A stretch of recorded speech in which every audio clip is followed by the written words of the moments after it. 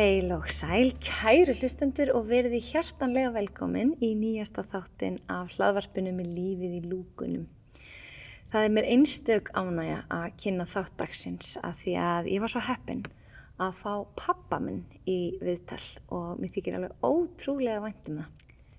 Ég þarf kannski ekkit sérstaklega að kynna pabba, ég ætla að leyfa honum að gera það sjálfur í viðtalinu, en það kannski bara svona gaman að segja frá því hvað það magnað að eiga góða heilsufyrirmynd og að ég átta mig bara á því núna þegar pabbi talar ömmu og hvað hún var honum mikil heilsufyrirmynd og pabbi mín heilsufyrirmynd, hvað við höfum ótrúlega mikil áhrif á börnin okkar og samferðafólkið okkar bara með því að sýna góða heilsuhegðun, kannski orða það þannig. Þannig getur við verið góða fyrirmyndir, og það bara aldrei of seint að byrja, þannig að ef þið hefði ekkert verið að fara í göngutúra eða eitthvað, bara byrja á því og bjóða börnunum að koma með, sjá hvort þið sé ekki já. En mér langar áður en við förum í viðtalið að þakka samstarfsaðilunum mínum, af því að ég þeim náttúrulega svo ótrúlega þakklát og talandi þakklæti, þá hvet ég ykkur til að hlusta á þáttinn þakklæti.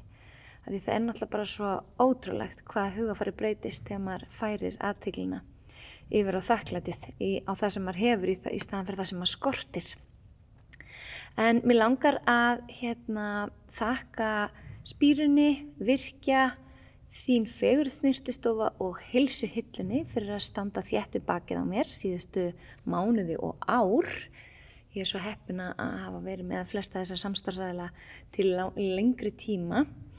Og heilsuvara mánaðarins hjá Heilsuhillunni eru hervoljum vörurnar frá New Nordic og New Nordic merki sem ég get mælt 100% með því þetta náttúrulegt.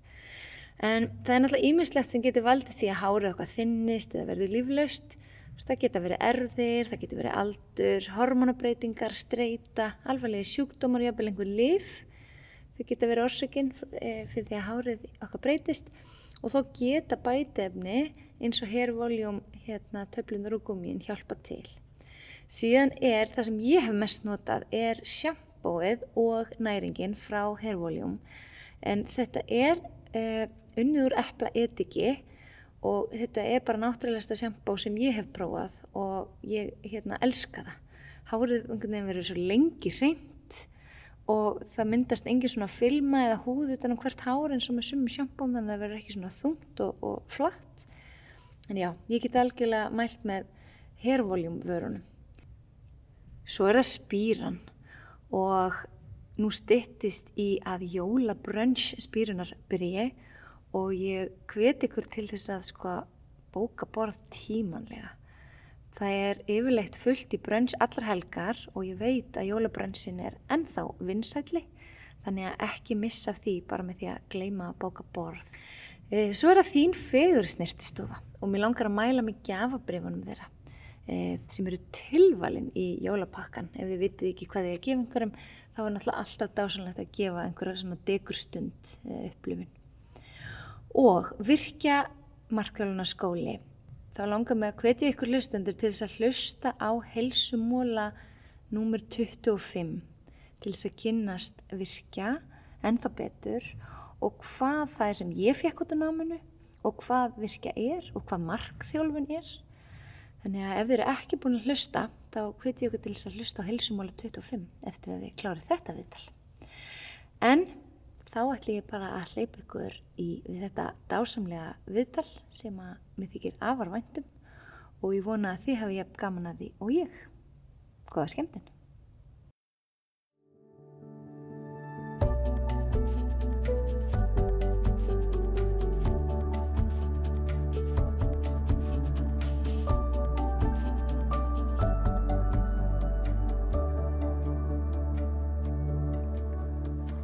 Gestur minn í dag engin annar en Guðmundur Björnsson læknir og sem ég svo heppin að geta kallað pabba minn. Þetta hvað sem búið að vera lengi í svona kortunum. Já, þetta er bara lengi kortun og ég er svo heppinn að geta kallað því dóttur mína. Ég hugsaði, viðtal númer 100, það varð að vera eitthvað einstakt og þá kom engin annað til greina en að fá þig bara loksins til mín, sko. Takk, Elín mín. Gaman að koma.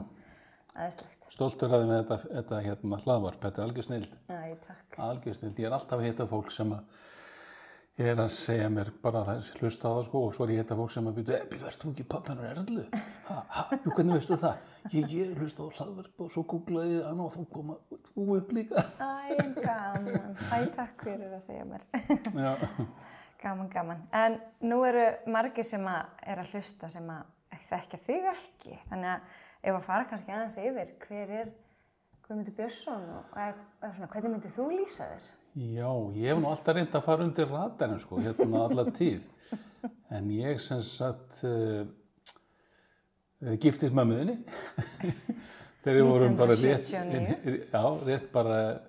rétt rúmlega 20 og eignuðumst þig fljótlega. Ég var laumufarþegi í brúðkaupinu. Já, og síðan bræðina yngri seinna, sko, þegar við vorum komið til Svíþjóðar. Nú, ég fæddur upp hann í Kópavoginum. Pabbi minn Björn Guðmundsson var klæðskeri og rak herrahúsið og Adam og margir sem munið því af eldri kynslóðinni sem var svona herrafæst og þeir saumuðu kórónafötin sem voru bara einu fötin á landinu sem var eitthvað viti í. Svo færist allur þessi saumamarkaði til Austurlanda og þá fór það svo á hlíðina og var meira verslunarrekstur. Þannig ég er alin upp í viðskiptum, alltaf það var ekki tala um annað business heima. Alltaf business og trade og eitthvað tótt. Og ég svo sem hef alveg komið mjög til góðs og vonandi ykkur líka. Og ég gekk í Kópavogsskóla. Móðir mín Ásta Hulda, amma þín, hún var svona mín fyrirmynd að mörgu leyti. Hún sem sagt er nú kannski ástæði fyrir því að ég hef svona haft áhuga á heilsu og kannski að ég fór í læknisfræði. Ég var svolítið velta fyrir mér að fara í sjúkraþjálfun eða íþróttalæknisfræði eitthvað svoleiðis. En endaði sem endurhæfingarlæknir. En ég fór í menntaskólann í Kópavogi, drafur í Kópavogsskóla og stúdent í MK 77 og vann svo 1 ár hjá pabba sem sendibílstjóri í fyrirtækinu. Og svo fór ég í læknisfræði og það gekk bara vel, kláraði hann á 6 árum. Og svo fórum við til Svíþjóðar 1987 og vorum þar meira og minna til 93. Fjölskyldan, ég fór heima aðeins fyrr af því mér hafði boðist vinna. Ég lærði endurhæfingarlækningar í Borås í Svíþjóð og ég fór í það vegna þess að það svona sameinaði svona áhuga minna á einhvern veginn á svona þessu líkamstjónum eða réttara sagt svona ég vildi ekki vera bæklunarlæknir, sko, heldur svona meira bæklunarlæknir sem ekki vera að skera upp. Já. Og þess vegna fór ég endurhæfingarlækning og lærði að hnykkja og svona allt í sambandi við sjúkraþjálfun og sálfræði og geðlækningar og allt sem snýr að bara líðan fólks eftir slys og sjúkdóma. Og svo færðist ég smá saman inn í að vera svona matsmaður eða ráðgjafi í svona kerfinu, byrjaði í Svíþjóð. Yfirlæknirinn minn, hann var sem sagt trúnaðarlæknir á sjúkrasamlaginu þarna og hann spurði mig eins og hvort ég vildi koma að vinna fyrir þá. Ég gerði það í aukavinnu og það eitt leitt af öðru og það var svona hluta mínu starfi og gerði það verkum ég lærði sérstaklega svona tryggingalæknisfræði. Fyrst í Svíþjóð og síðan í Bandaríkjunum mörgum ára seinna. Og svo var mér boðin staða, var hringt í mig til Svíþjóðar, mér var boðin staða yfirlæknis og heilsuhælinn í Hveragerði. Ég ætlaði að segja, við köllum þetta alltaf heilsuhæli. Sem heitir núna, heilsustofnun. Hét heilsuhæli, NLV og heitir núna heilsustofnun og var að breytum nafn þarna á þessum tíma. Það var mjög mikill órói kringu stofnun akkurat á þessum tíma og raun og veru var svona uppstokkun og þeir sem stjórnuðu vildu fá mig svona frískan, ungan mann, svona með fullt af hugmyndum og ég lenti þar í frábæru samstarfi með Árna Gunnarssoni, fyrirverandi framkvæmdastjóra hjá okkur, heilsustofnun og fyrirverandi alþingismanni og blaðamanni og útvarpsmanni afskaplega góður drengur og okkur var veldi vinna og Gunnhildur Valdemarsdóttir var hjúkrunarfræðingur, yfirhjúkrunarfræðingur og við mynduðum svona mjög sterkt teymi. Ég var þarna í 8 eða 10 ári maður ekki alveg og þá náðum við að byggja svona uppstofnunina, búið til svona endurhæfingardeildir og svona, það var svona offitusvið og ýmislegt og sem ekki hafði hvergi verið á Íslandi og er núna komið á Reykjalund og svoleiðis. Var offita þá orðið stórt vandamál? Nei, hún var ekki orðið stórt vandamál eins og henni núna, en hún var það samt svolítið sko og síðan hefur það breyst töluvert til hins verra. Og við vorum með fleiri teymi, með hjartateymi og svo með verkjateymi og svona og þetta var alveg nýtt hérna heima sko. Já. Og gaman að þessu.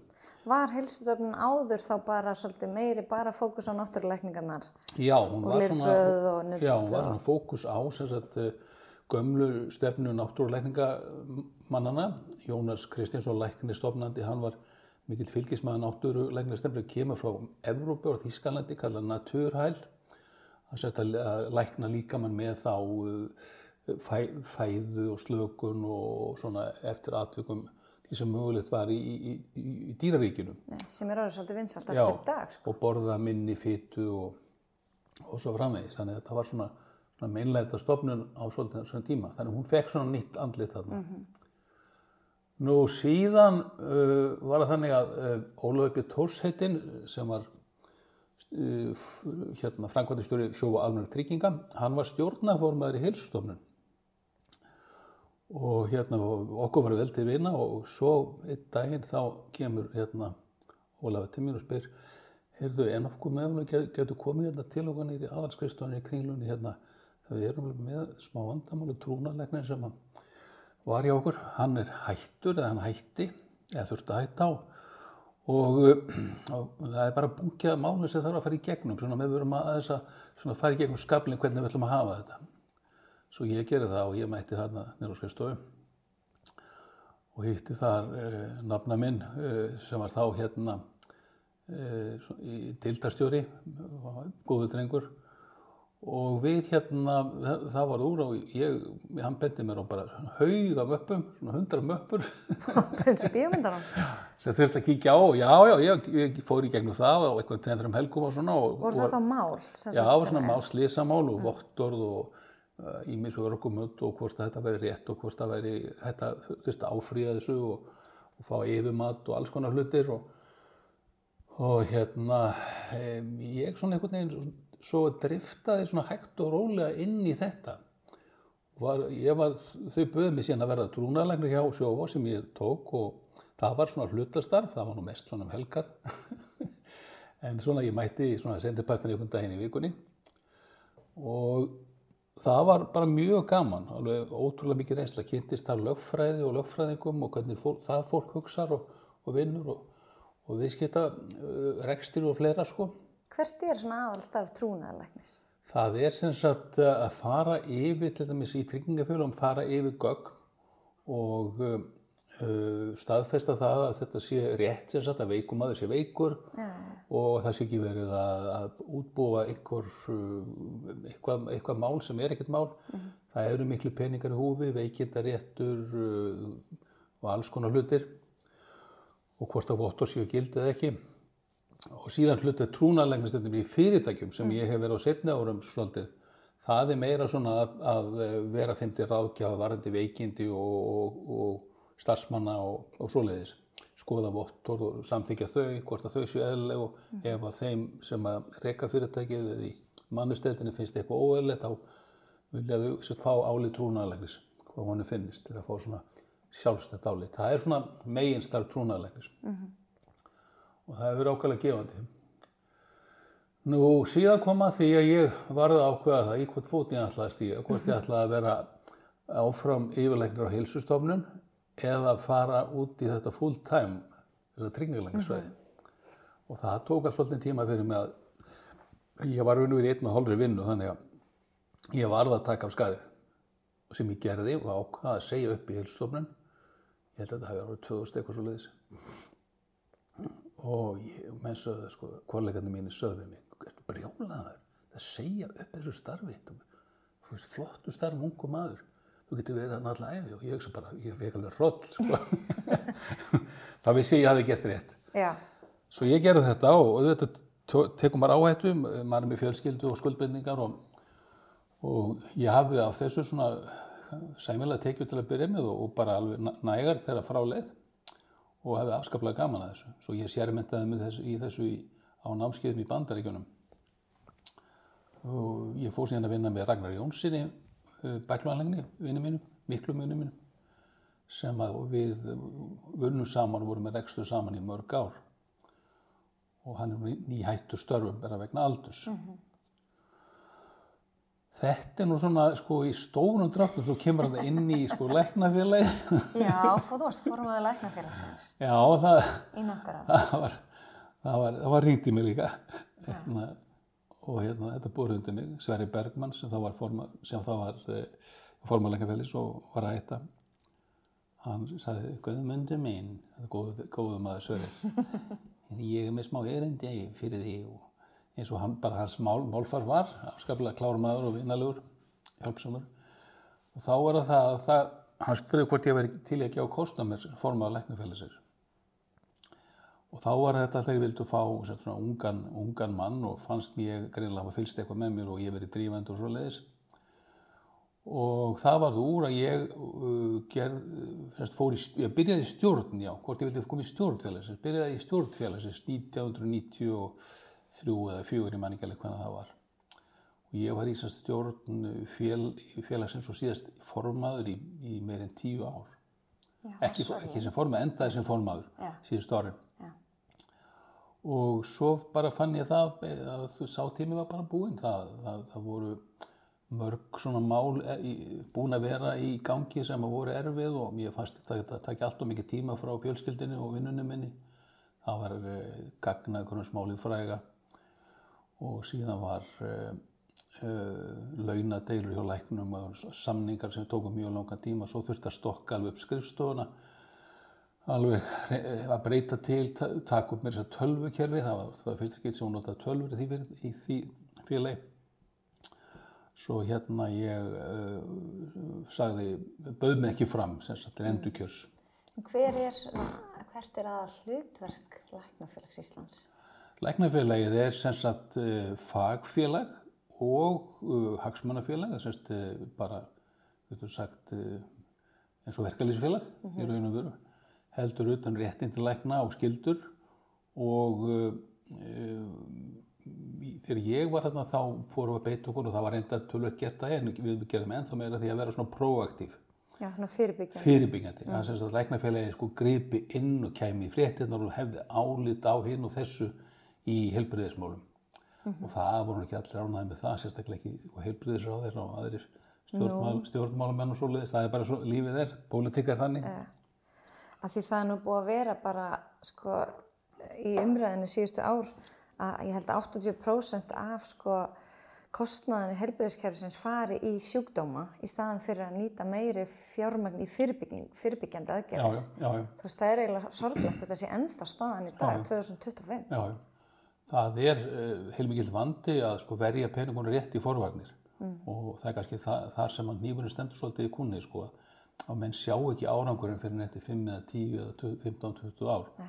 Og það gerir það verkum að í svona aðklemdu fjárhags eða ríkissjóðs þjóðfélagi eins og hérna þá eru menn ekki tilbúnir að eyða peningu svona fyrirfram einhvern veginn. Þannig það og því miður og þannig það ennþá. Það hefur þó lagast heilmikið. Já. Hvað sér þú fyrir þér væri hægt að gera til þess að bæta heilbrigðiskerfið? Það margt hægt að gera. Ég held að fyrst og fremst sem svona kannski að því ég hef nú verið rekstramaður og ekki fyrirtæki og kynst og lauk MBA-námi í HR og kenndi mér mjög mikið og kynntist mikið af fólki í viðskiptum að það þarf að gera hlutina hagkvæmari. Það þarf að nýta sjúkrahúsin og mannaflan miklu betur. Þetta vannýtt auðlind. Hvernig þá? Það eru skurðstofur sem standa auðar. Það ekki nóg mikil agi í mörgum af þessum kerfum. Þetta að laga svolítið en þarf að gera ennþá betur. Það þarf það þarf bara að vera forstjóri sem að ræður og rekur. Það er svolítið erfitt með ríkisstarfsmenn. En þannig að, sem sagt að ég held að sko, alltaf sagt og maður bent ofta á það í svona umræðum og fundum og ráðstefnum, það þarf að búa til einhvern hvata fyrir starfsmennina. Ekki bara lækna, heldur líka hjúkrunarfræðinga, sjúkraliða og alla sem fá einhvers konar bónus fyrir það að afkasta meiru, fyrir að skila, fyrir að framleiða meira. Já, ekkert endilega fleiri klukkstundir, heldur bara á... Nei, svo framleiðsla byggist á því bara að afgreiða fleiri verkefni, fleiri aðgerðir, fleiri inngrip, hvað sem það er, fleiri viðtöl. Þau þurfa ekkert að vera verri, heldur bara tíminn nýtist betur. Eins og það núna þá vantar rosalega mikið upp á agan og nýtinguna. Og maður sér til þess í Bandaríkjunum að læknar eru þar alveg undir töluverðri pressu að sko nýta tíma sem mjög vel og vera með eins mörg viðtöluverðir komast upp með á daginn. Já. En sko nú hugsa ég alltaf svo mikið um heilsuna. Nú fór ég að hugsa um sko hvað með heilsu læknanna þá? Gæti þeir ekki bara endað í örmögnun og kulnun eins og svo mikið? Það er töluvert um það að læknar örmögnust og kulni sko. Þeir eru undir miklu álag og það er oft þeir einstaklingar sem eru duglegastir. Já. Og þeir eru duglegastir, þá eru öll verkefni látin og þá líka. Það er bara þannig og þeir sem eru latir, þeir komast upp með það einhvern veginn að vera kannski á netinu svona hluta dagsins. Og þetta er bara mál sem maður þarf að taka á. Það tekst ekki að laga þetta nema komið góði yfir stjórn. Yfir heilbrigðiskerfið, síðan yfir sjúkrahúsin og heilsugæsluna og aðra minni einingar. Nú vinnur þú náttúrulega rosa mikið með fólki sem er dottið út af vinnumarkaði eða hefur lent í slysum eða er það ekki kulnun og örmögnun alls konar ástæði fyrir því. En hver myndir þú sko segja að þú telur vera aðal ástæðana fyrir því að svona margir eru á barmi sko þessarar kulnunar og örmögnunar eins og er raunin í dag? Það er bara þessi breyting sem er orðið á þjóðfélaginu. Í fyrsta lagi eru gerða meiri kröfu til fólks í atvinnulífinu. Fyrirtækjarekstur er mikið farin að snúast það hvernig gengi bréfafyrirtækisins á markaði og þá er reynt að skera niður eins og hægt er og ná sem mest út úr starfsmennum og þar fara menn bara yfir strikið. Þetta blandast inn í það að heimurinn breyst bara á síðustu áratugum.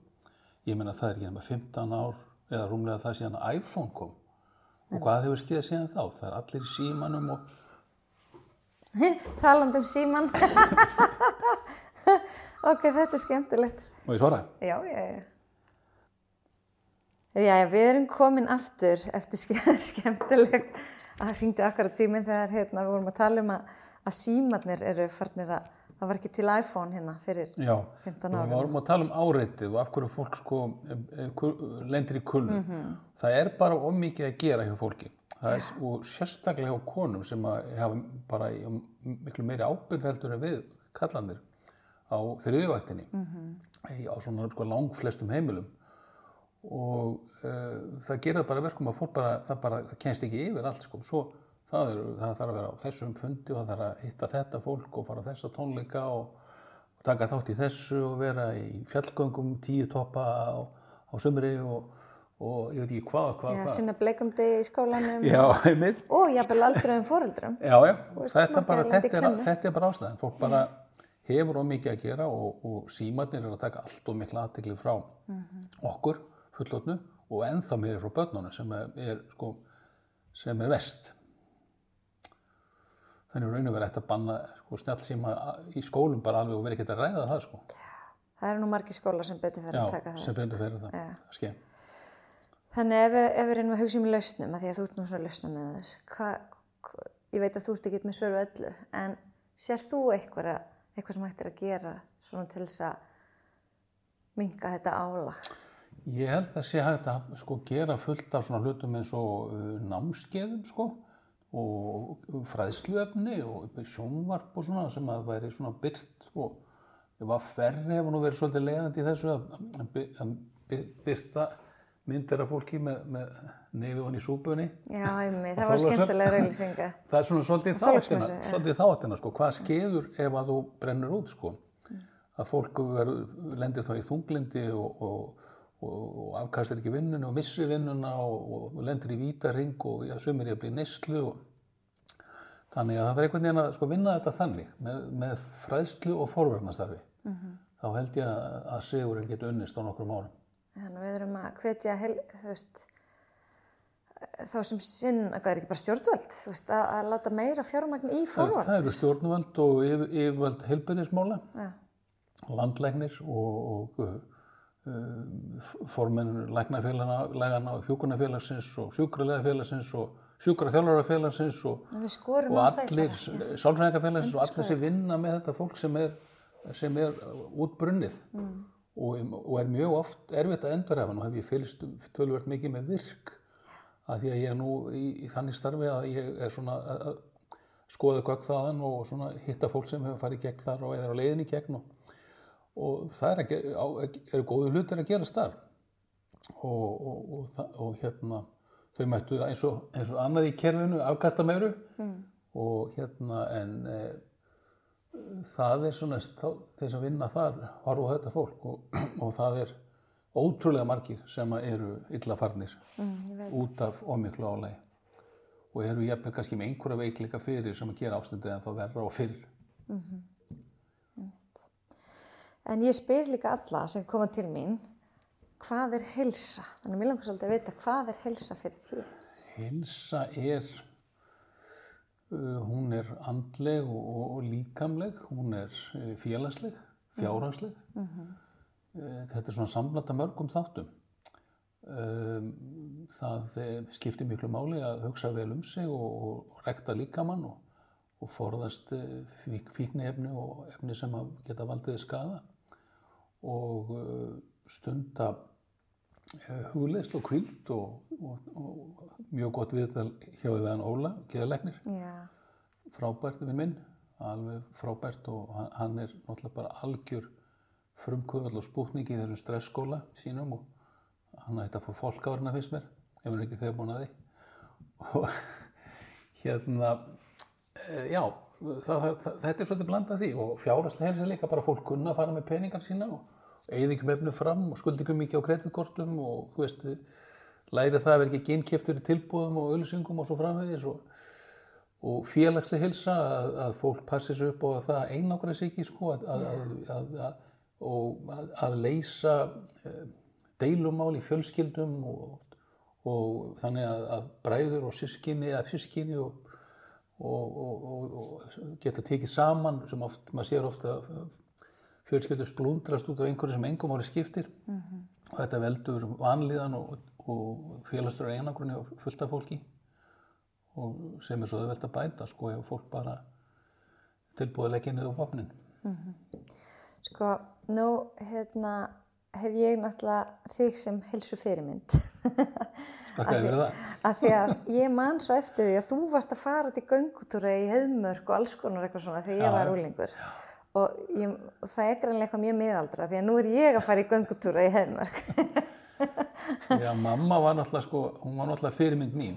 Amma þín sko. Hún var íþróttamanneskja. Hún var sem sagt í fimleikum, hún var í hópsundi og stundaði útivist og fjölgangur og skíði og hún dró mig alltaf sem sagt, ég man að með henni, ég gekk upp á Vífilfell og Esjuna bara því ég var sko ekki orðinn 10 ára. Og fyrir utan þá kenndi mér að baka og fullt af svona hlutum. Þannig hún er mér fyrirmynd og ég er bara þakkláttur fyrir það að ég er þín fyrirmynd sko. Eina sem að þú gerir ekki sem ég gerir kannski er að ég drekk svolítið hvítvin. Mér finnst það er bara hluti af mínu lífi einhvern veginn að svona verða það ekkert í óhófi heldur bara nýt þess bara svona eins og að njóta góðra bókar. Já. En hvernig myndirðu segja að þú hugsir heilsuna þína? Sko ég hef nú verið duglegur, nú er ég að halla í 70 sko og í 68 ára. Mér líður mjög vel, ég er hress, ég er tiltölulega hraustur, illt í bakinu og svona smá hjartastækun sem er í ætgengi í okkar fjölskyldu og svo sem ég finn ekkert mikið fyrir en svona gera það verkum að úthaldi verður ekki alls mikið. Ég var mjög duglegur að ganga, bara alveg þangað til fyrir örfáum árum Svona ég fann að svona, ég fann að svona aðeins að mæðast og reyndist mér erfiðara. Þá fór ég að hjóla meira og ég rosalega duglegur að hjóla. Og ég veit ekki hvað ég á mörg reiðhjól. á mínum heimilum, sko. Ég veit ekki það, ég var mörg rafmagnshjól og önnulehjól og fjallahjól og reisir og allt. Dellukall. Já, svona dellukall. Ég á allir með eitt af fyrstu kolfíburhjólunum, reisirhjólunum sem komið til landsins. Það alllöngu síðan, það eru 20-30 ár síðan. Já, svo varstu nú mikið á mótorhjóli hérna. Mikið á mótorhjólum og hafði mjög gaman út að vist og því tengdu, sjá landið og ferðast heiminn. Og ótrúlega skemmtilega lífsreynsla, ég hef ekki viljað missa því, þó var það sé hættulegt. Og mamma þín var aldrei ánægð með mig að alltaf hræddu mig og ég held að það sé bara eitthvað svona ást. Já, já. Vildi alltaf ég seldi og sem ég gerði á endanum, ekki hennar vegna, bara ég tími ákveðin. Þannig ég er svona, svo ger ég æfingar heima, ég er með lóð og teygjur, ég er ekki mikill maður til að vera svona í líkamsrækt. Nei, ég man bara eftir lóðum í bílskúrnum sem handlaði. Já, mér finnst það frekar leiðilegt svona að vera í svona líkamsræktarsal, sko. Engin fælni í því, ég fer í sund og svona, ekkert vandamál og spjalla í pottinum, en ég nenni ekki svona einhverju þessu púli og svitabaði í ræktinni. Og aukast held ég að stundum að það sé ekkert endilega alltaf góða ræfingar, sko. Nei, heldur það sé of mikið kannski? Getur verið það, sko. Já, fólk er að vera með of mikla vöðva og hálið markmið og of mikla vöðva? Já, það er allir með þess að vaxtarækta kappa. Já, og konurnar of massaðar og grannar og svona. Þetta er svona eitthvað sem að fólk það líka passa. Það getur líka verið veikleikamerki og sjúkdómsmerki ef fólk er of grant eða feitt eða eitthvað svoleiðis. En hvar er línan? Þú veist, ef einhver heyrir þetta móðgast kannski, þú veist, þeir of massaðir, of mjór, hvernig á maður þá að vera? Línan er hálfinn einhvers stað, ég held hún sé náttúrulega svolítið persónuleg.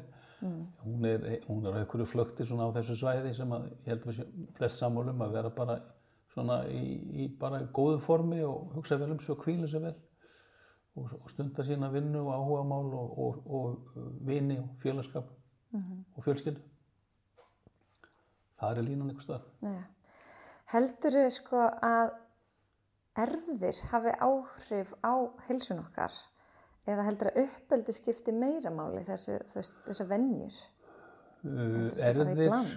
Erfðir skipta máli og uppeldi skipti máli. Ég veit ekki alveg hlutfallið í því, það er örugglega mjög mismunandi eftir sko þjóðflokkum og þjóðum og svona hvernig genamengið er í þjóðunum.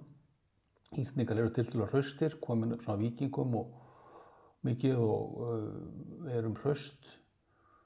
Og uppeldi spilar líka sinn þátt. Þetta er spurningin sko hvað fólk venst á ef foreldrar reynir sitja og borða mikið fransbrauð og drekka sykurgos og svona eldaldri heima og svona, þá náttúrulega smitast börnin af því og maður sér það að það er frekar uppeldislegt frekar en genetískt þegar svona yngri börn verða mjög feitt að verða alveg klárlega og hefur mikið bara mest með mataræði að gera. Flesti geta létt sig 20-30 kíló bara með því að breyta mataræði. Þau þurfa ekki að reyfa sér neitt. Bróðir þinn og gott dæmi.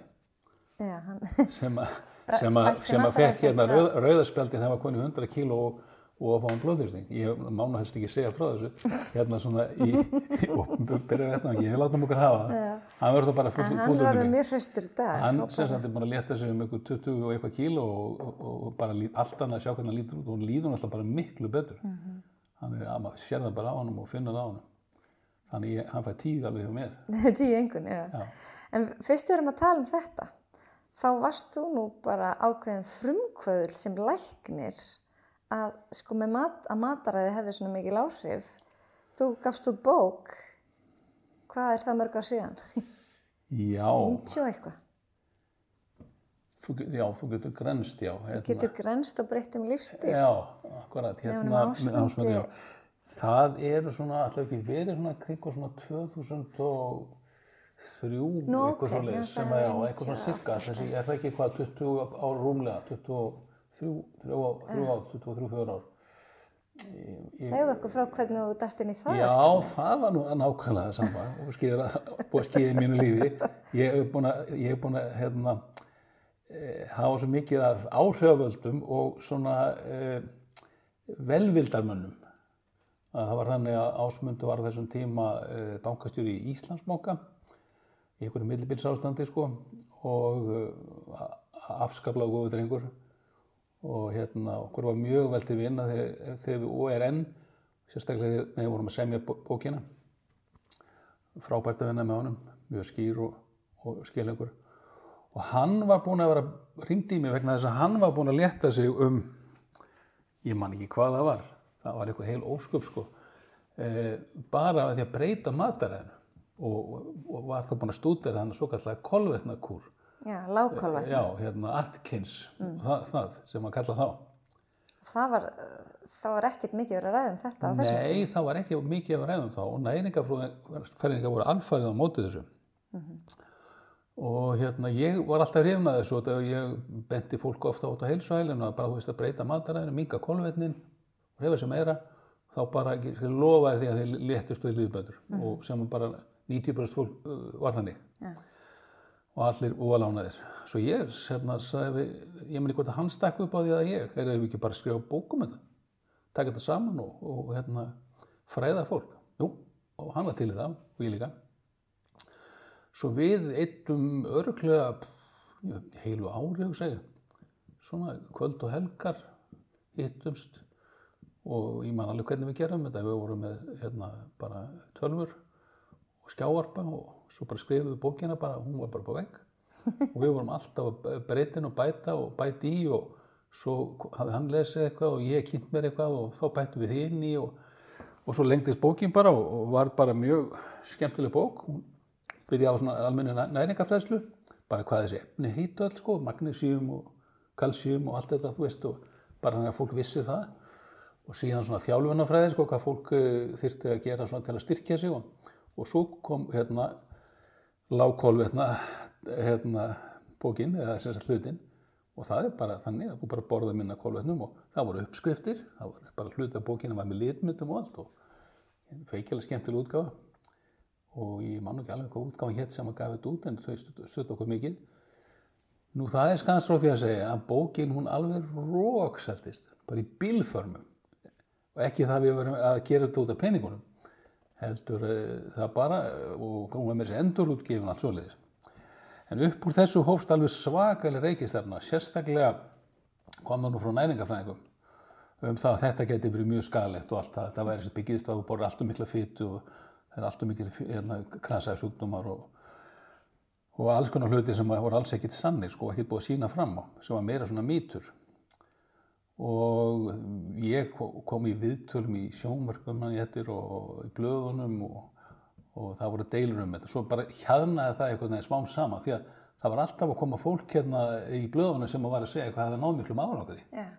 Bara við algjörlega óumbeðið okkar hálfu og bætti heilsu og svo bara einhvern veginn smám saman þá snerist þetta við á bara einhverjum árum og svo allt í einu þá bara lágkolvetnakúrin bara orðin bara hitt, bara orðin inn og enginn maður með mönnunum að þú veist að vera á lágkolvetnakúr. En að því að nú sagður orðið kúr, myndirðu segja þetta að vera kúr? Nei, þetta ekki kúr, þetta er lífstíl, þú breytir bara lífstíl, þú breytir bara fæðuefnunum sem þú ert að setja á þig, þú ert ekkert innan kúr. Og þetta tekur langan tíma stundum og við ráðum að fólki þú veist að sjá árangur kannski á 2-3 árum, ekki bara á 2-3 mánuðum eða 2-3 vikum sem margir voru að bíða eftir og það held ég líka að hafa þolinmæði og breyta bara stýring eins og hægt að reykja eða hægt að drekka eða að þá bara hættur að borða kolvetni og þá bara skeður þetta bara fólk bara bránar án þess að það hefur verið sýnt fram á það að það valdi nokkrum skaða í líkamanum. Blóðfitur hækka ekki, blóðþrýstingur lækkar og fólki líður betur.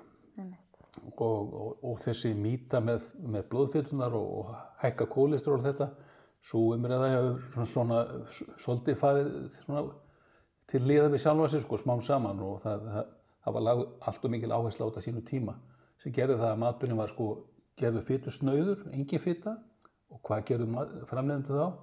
Þetta sykri til þess að vera þetta borðið, annars er þetta óveitt og svo þetta krakkarnir voru að borða alls konar sykraða rétti, þú veist.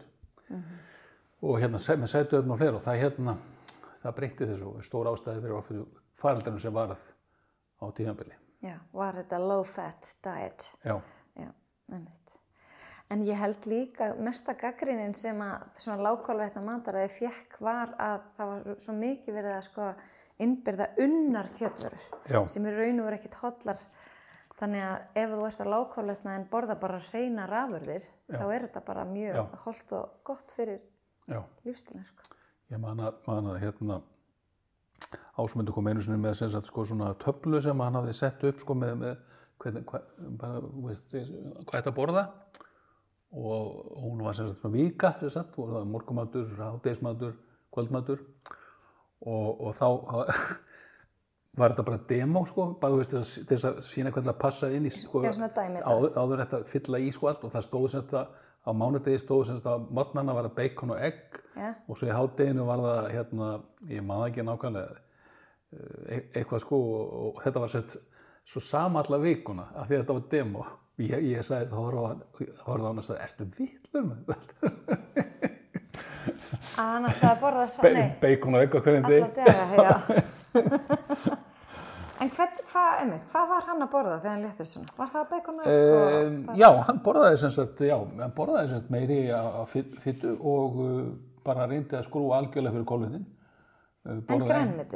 Hann borðaði grænmeti, borðaði engin brauð, hann borðaði engin grænmeti sko, sem vaxa neðanjarðar og hann ekki brauð, hann drekk ekki bjór og sagðist að það var mjög passamur í víni og svo frá hann eitthvað að reyfa sig meira svona.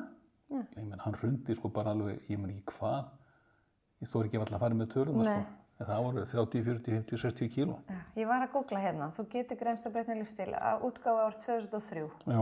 Vaka Helgafell var útgefandi. Já.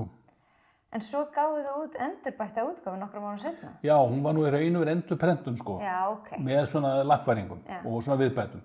Hún hét held ég þú getur ennþá greinst á breytni lífstíl. Hún sem sagt, þetta er sama bókinni með svona og sett upp aðeins öðruvísi hátt og sett í sko svona pocket útgáfu sko. Og hún alveg rókseldist líka sko. Ok. Er komin tíma á þriðju útgáfuna heldur? Nei, ég held nú ekki sko. Það er rosalega mikil vinna að gefa út svona bók sko. Og ég er svona ekkert að telja fólk frá því og ég sjálfur efast ég myndi leggja í það sko. Maður þarf ekki að sko, hafa það bara sem áhugamál í svolítið langa tíma til þess að gera það og geta gert og gera það vel. En sko þegar læknir segir eitthvað, þá finnst mann svona fólk, þú veist, trúa því. Þannig að það að hafa þig sem meðhöfund, sem læknir, það hefur líka styrkt þetta. Já. Sko, að fólk tóku sér trúanlega. Algjörlega og markaðssetningin var þannig, sko, það var tekið mynd af okkur á forsíðu bókarinnar, þar sem að ég var í hvítum slopp og hann var í gömlu fötunum sínum. Buxunum sínum það sem að hélt í strengin og það var svona 30-40 cm gatt. En verður þú var við þessar rosalegu upplýsingaóreiðu sem er núna í kringum næringarfræði? Það hefur alltaf verið það. Já, það er búið að vera það alltaf tíð. Það er alltaf að koma fólk sem að, þú veist, ætlar að bjarga heiminum og koma með nýja hugmyndir og nýja ítur. Auðvitað er eitthvað því alveg sem er eitthvað til í en megnið að því er bara markaðssetning og að fólk er að afla sér peninga.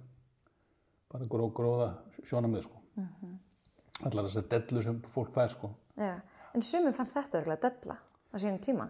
Já, það var nú aðalega næringarfræðingum. Svona það var ekkert almennt fólki í landinu sko. Nei. Þannig að þetta greip fólk fljótlega og svo þegar fólk sá þetta að fara að virka og fengur rökin að við til með slitum sko. Settum eitthvað fólk í blóðprufur sko, með einhverju 6 eða 12 mánaða millibili í 2-3 ár og sagði svo bara alltaf þegar við vorum í viðtölum, já, hér er 10 einstaklingar, þeir sjáðu, allir lækkaði blóðhútum og blóðstingi og líður miklu betra og hafa lest 30-40 kíló. En var eitthvað sem að, þú veist, þetta getur haft neikvæð áhrif á að vera á lágkolvetnamatar? Manstu því? Nei, það er kannski að fólk fer alveg í ystu nöf sko, þá kannski er hugsanlegt að það sé ekki gott sko.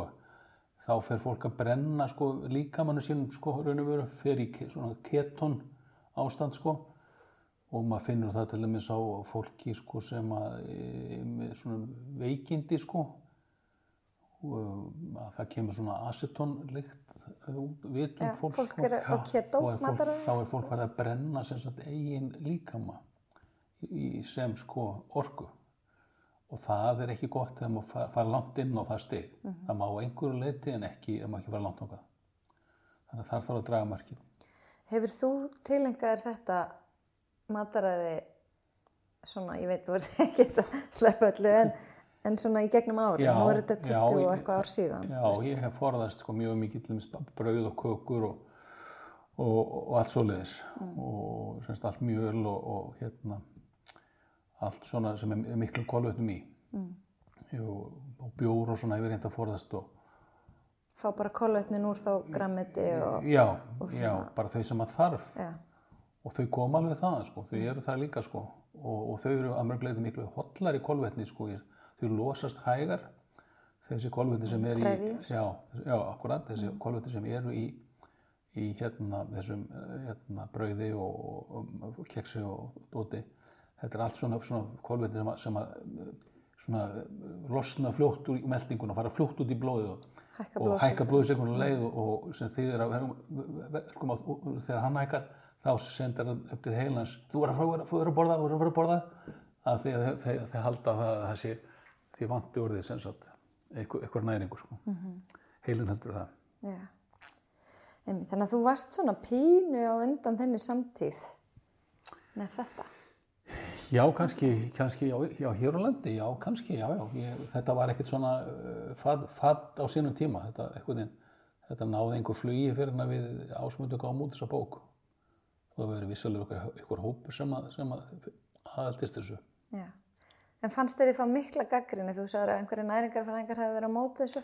Já, einhver mjög mikla gagnrýni. Mjög, þetta var alveg næringarfræðingar risu upp. Og alveg, það var alltaf mótið þessu, þetta væri alveg glatað og íþróttafræðingar mér þessu líka. Ég ætla ekki að nefna neina frægar konur. Já, ok. Og töldu sig að þetta væri vestamál og ráðluðu alfarið gegn þessu. Já. Akkurat, já, mér finnst allavega mjög gott að taka viðtal við alls konar fólk til að fá alls konar skoðanir og alls konar bara þannig að fólk geti sjálft tekið upplýsta ákvörðun þeir sem að hlusta að þeir heyra viðtal við kannski nokkra næringarfræðinga, nokkra lækna, nokkra alls konar og geta þó bara svolítið metið sjálfur hvað hentar sér af því að ég held að þú veist, það er heldur ekkit hægt að Þú ert nú búin að vera með einhverja næringarfræðingar þegar í viðtölum. Jú, algjörlega. Og ég svo sem hef ekkit hlusta á öll viðtöliðin, ég svo sem ekki svona greinta hvað þeir sögðu, en það er mikilvægt að ég held að þeirra afstaða hafi breyst. Það er horfin þessi stífni sem var og það er miklu meiri svona víðsýni í næringarmálum. Mér finnst fólk samt ofboðslega fljótt að fara upp á afturlappirnar og móðgast eða svona fara einhver vörn í þessum málum. Þú veist, ég er búin að vera að fylgjast núna með á Instagram svona umræðu sem er bara farin úr böndunum af því að fólk er ekki sammála. Í staðan fyrir að vera bara sammála með að vera ósammála og allir með að hafa sína skoðun, þá finnst mér þetta svo ótrúlegt hvað fólk lætur stundum út úr sér. Það er alveg... Ég sammála þessu og kannski finnst mér verst þegar það er menntað fólk. Akkurat. Og kannski vandamálið það að það er bara komið of mikið af sérfræðingum á of mörgum sviðum og allir þurfa einhvern veginn að sanna sig og passa upp á það að sé ekki verið að vaði við þeirra sjónarmið og málstað. Þá verður umræðan svona spennt. Já, ég minnst allavega sorglegt. Minnst að fólk ætti aðeins að geta stigið eitt skref tilbaka og hugsa getur verið að ég sé með mögulega ekki alveg 100% rétt fyrir mér. Getur það verið að hinn sé líka með eitthvað að því tvennt getur verið rétt á sama tíma. Þetta er eins og með trúarbrögð og pólitískar skoðanir. Þú breytir ekkert framsóknarmanni eða sjálfstæðismanni eða kaþólikka, þú breytir ekkert bara með einu pennastrengi eða með einhverjum umræðum. Þetta er bara meira svona einhver lífsskoðun sem fólk hefur og gengur oft í erfðir og er erfitt að breyta stundum, en stundum auðvelt. En ein spurning varðandi Heilsustofnun, Náttúrulækningafélag Íslands. Hvað fannst þú taka út úr starfinu þínu þar? Af því þar var þetta svolítið öðruvísi vingil á heilsu en þú hafi kannski kynnst á þér eða hvað? Mér fannst það sem ég fannst takbóndum í starfum mínu það hvað hægt að gera til þess að hjálpa fólki til að ná betri heilsu með svona samhæfðum aðgerð, svona þverfaglegum. Þannig að við til dæmis myndum teymi, eins og ég sagði kannski frá áðan, hinn og þessa þætti í heilsufari og héldum fundi í teyminu og ræddum einstakling og hvað við getum gert fyrir hann og hvernig árangur væri og það styrkti alla einhvern veginn í trúnni, þú veist, að vinna saman að því að á sameiginlegu markmiði að viðkomandi líði betur og næði árangri.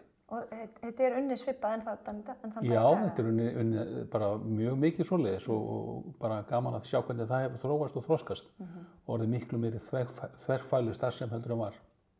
Það er mjög hannu góða. Og nú líka fólk farið að fara þangað bara í svona hálfgerða hvíldarinnlegg.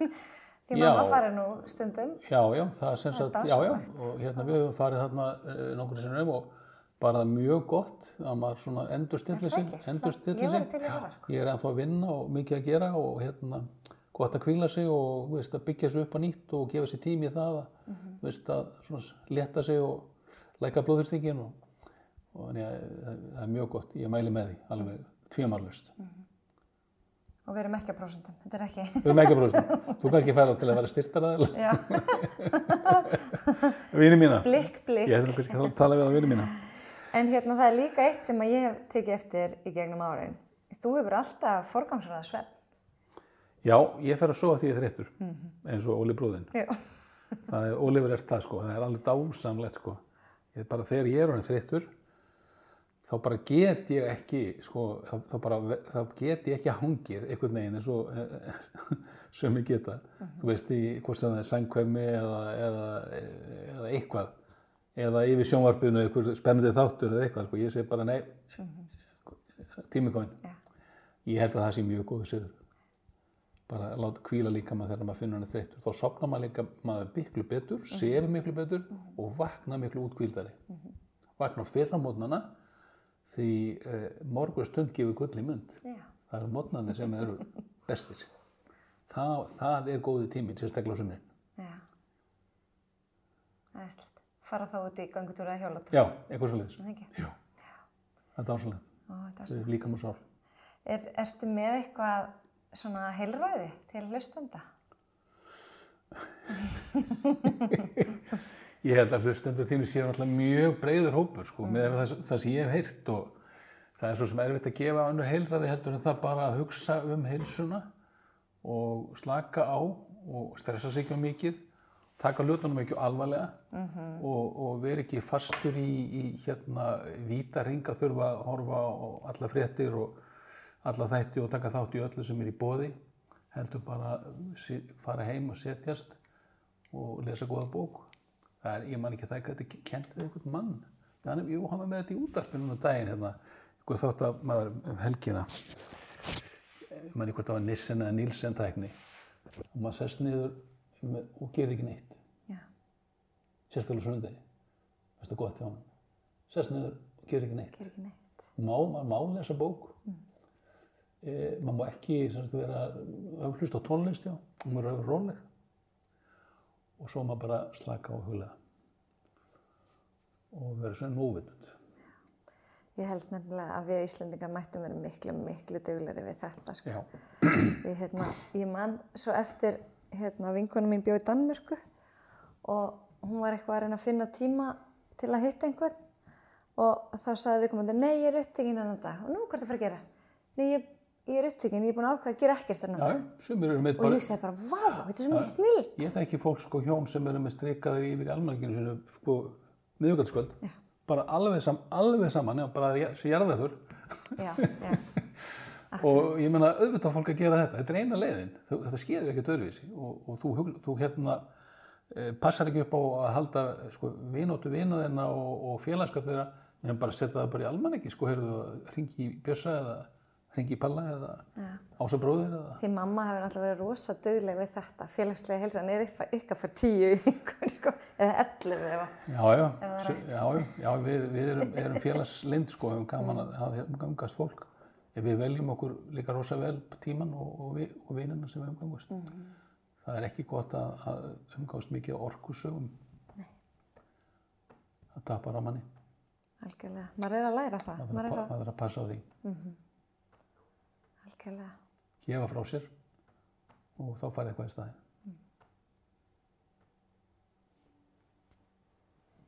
Ég held að ég sé bara búin að tæma viskubrunnið. Það var gaman að fá spjalla við þér Erla. Takk fyrir. Takk fyrir að gefa þér tíma að vera hérna inni og það kyngir niður snjó. Ég vonu komist heim. Ég vonu ég komist heim. Þessi dagur verður örugglega lengi minnum hafður. Það hérna 28. október. Já. Og það vaknaði allir við bara jólin næstu því. Ég langar bara að segja lókum að ég er mjög stoltur af þér, Erla mín. Þú ert alveg frábært eintak.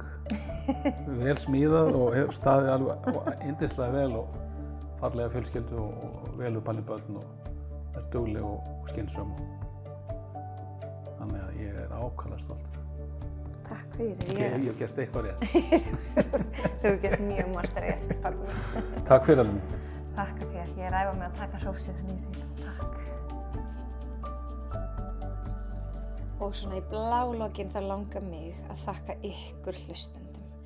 Ég er svo ótrúlega þakklát fyrir það að þið skuli gefa ykkur tíma til þess að hlusta á efnið sem að ég er að gefa út. Að ég veit að það að auka þekkingu sína á ákveðnum sviðum og taka heilsuna í eigin hendur, það hefur ekki bara áhrif á ykkur sjálf, heldur eru þið svona eins og boðberar og með því að framkvæma þá hafið þið jákvæð áhrif á alla í kringum ykkur. Bara með því að bæta eigin heilsu þá eru við góðar fyrirmyndir. Þannig að bara takk fyrir ykkur og takk fyrir að fylgja mér á hlaðvarpinu með lífið í lúkunum og Heilsu Erla á Instagram.